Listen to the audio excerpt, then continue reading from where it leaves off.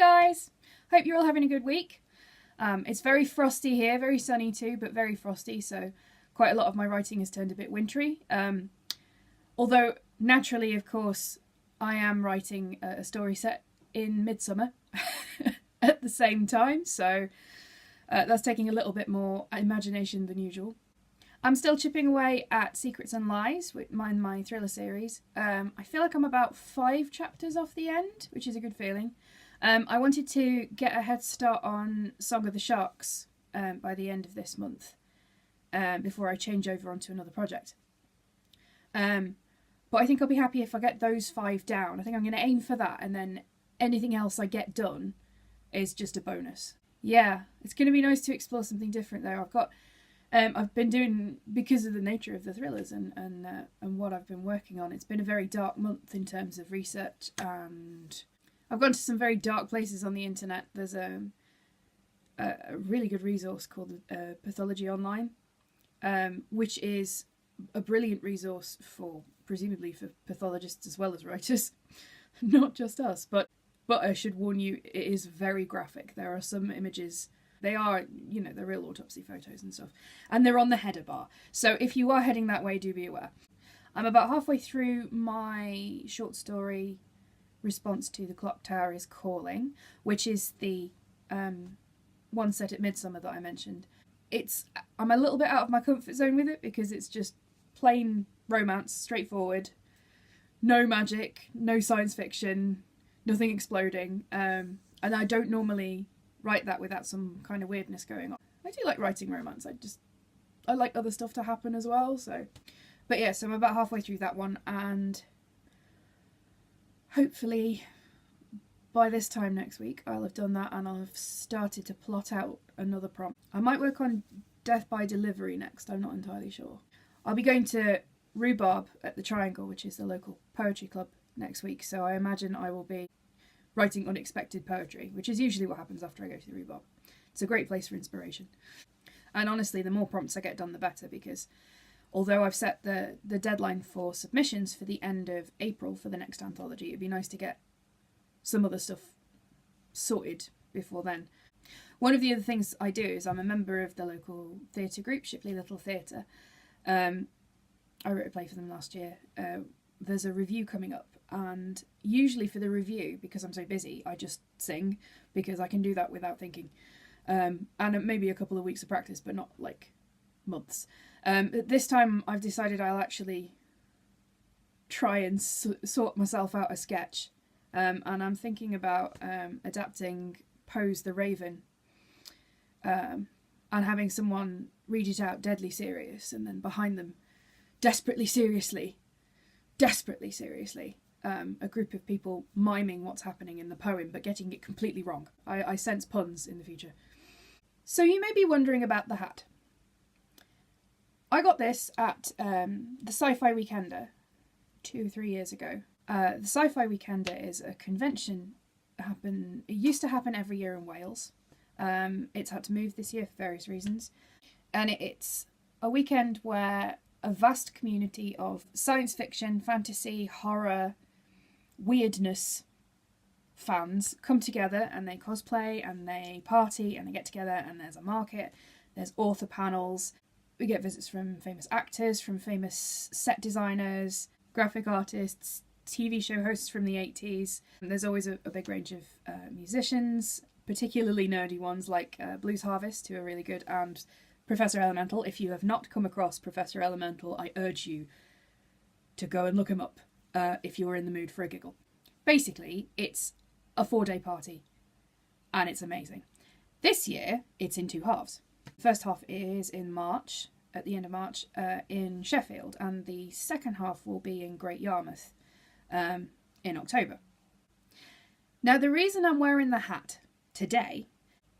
So last year, the folks who organise it were kind enough to give me a chance to appear at a couple of the panels. They had my books on the book stand, which was an amazing feeling. The author panel was a lot of fun. I'm not sure I said anything useful, but a couple of days ago I got confirmation that, again, this year I will be appearing as an author at the event, not just as a punter, which is exciting. I've got an idea of what I'm going to be doing, but I'm going to wait to share that with you until they get the schedule out to us. But it's going to be a blast. If you are interested in science fiction, fantasy, horror, cosplay, awesome DJs, whatever, get yourself to the SFW 10 at Sheffield the 29th and 30th of March, and if you are interested in seeing me live, I will be there doing some random stuff, I think. My books will be there, so if you want a copy and you want it signed, I'll be hanging around with this hat on, so you can come find me. Yeah, I'd love to meet you. I don't know if you can tell, I'm a little bit excited. So given that I've talked about so many projects this week, I wanted to talk a little bit about time management, because I think it's something that as writers we really struggle with. So I've come up with some quick tips.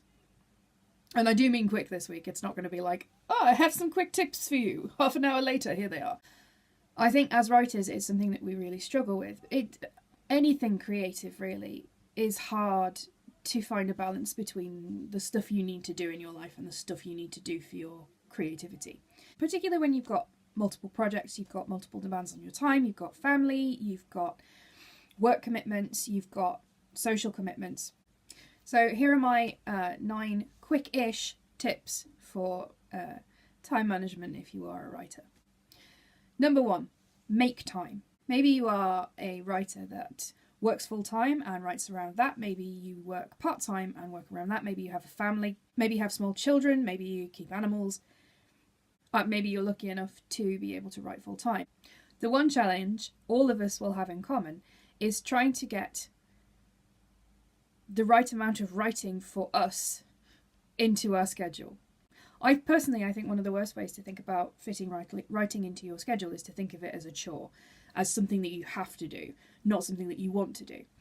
Now, with that being said, it's important to keep doing it, because as hard as it is to sit down and write all of the time, and sometimes you can't, if you're not getting yourself into that habit of doing it, it'll always be something that you put off till next week. Particularly if you hit a bit of your narrative that you're struggling with, or you've just started editing and editing is evil, you'll always find a reason not to do it. So I think one of the most important things is to establish a habit. Now, when I was working full-time, that was something that I found quite stressful, was trying to find the time. And eventually I settled down into a pattern where I'd come home and I'd set myself an hour, write for that hour on one of my projects, whichever one I was working on at the time. And that worked for me at that time. I couldn't, everyone always says, oh, get up 20 minutes earlier and write 20 minutes in the morning. And I am so bad at getting out of bed in the morning. That one did not work for me, but after work worked for me. I know some people who write when their kids have gone to bed. I know some people who write on the bus. If you are lucky enough to be able to put more time into it, I would recommend getting yourself a diary and using it.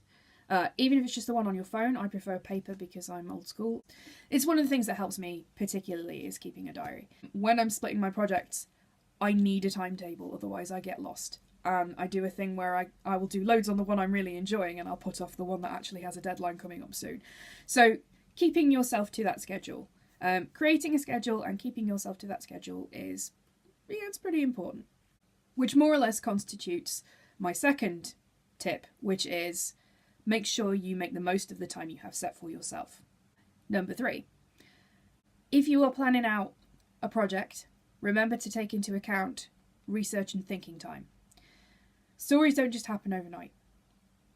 If it feels like they've happened overnight, probably you've been unconsciously planning it for a while. Often with something that you're working on, if you're unfamiliar with a part of it, say you're working on a historical novel and you need to get the details right, you're working on a crime novel and you need to put some work into understanding the forensics behind a particular facet of your case, or you're working on a kid's story and you want to check out British Sign Language so you can incorporate it, you're going to have to put some time into research. Now, this is going to be time that feels like you're not getting anywhere because your word count isn't increasing, but your word count isn't everything. Another important thing to plan into your time, whether consciously or whether specifically in a diary or just to take into account while you're working, is you've got to plan to make mistakes, because None of us have written the perfect novel the first time. It's a first draft, you can fix it later. So you have to remember to be flexible, which is my next tip. There's no point setting yourself targets that you can't reach. And everyone has stuff going on in their lives. People get sick, people have to look after family members. Maybe you have to take on temp work for a couple of weeks to pay the bills. Maybe you win a competition and you get tickets to go to France randomly. You are allowed to do other stuff. Remember your friends, remember your family. It's a thing with writing, you tend to get really tunnel vision to a project. Don't forget there are people around you in your life. Don't forget that your pets love you and miss you.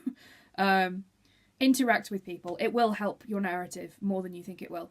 Another thing to remember is don't forget there is a vast writing community out there, and we are all going through the same stuff, or we've gone through the same stuff, or we will be going through the same stuff. So find yourself a way into that writing community, whether it's through NaNoWriMo or it's a writing forum, Facebook group, on Twitter, Instagram, wherever.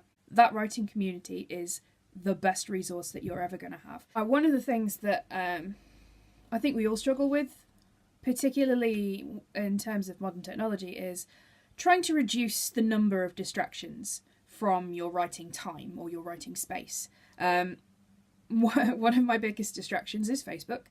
My cat also likes to come in and interrupt my work, which sometimes I need and sometimes I don't.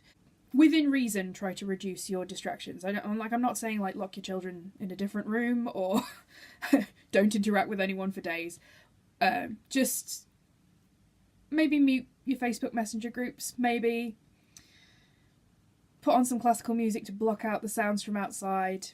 Take some time to make the space that you write in a space that's functional for you to write.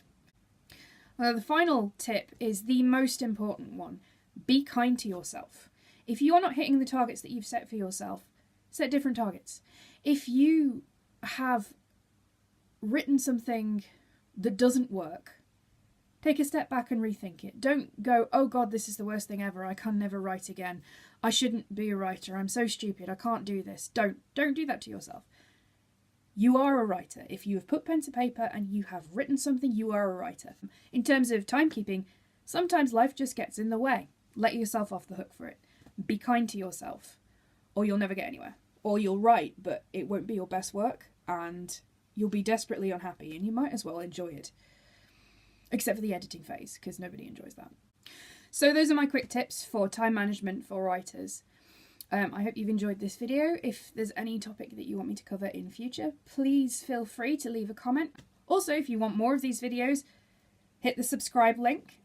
You can also follow me on Facebook, Twitter, Instagram. If you feel like throwing me a few pennies so that I can continue writing and making content like this, then head over to my Patreon page. The link is below.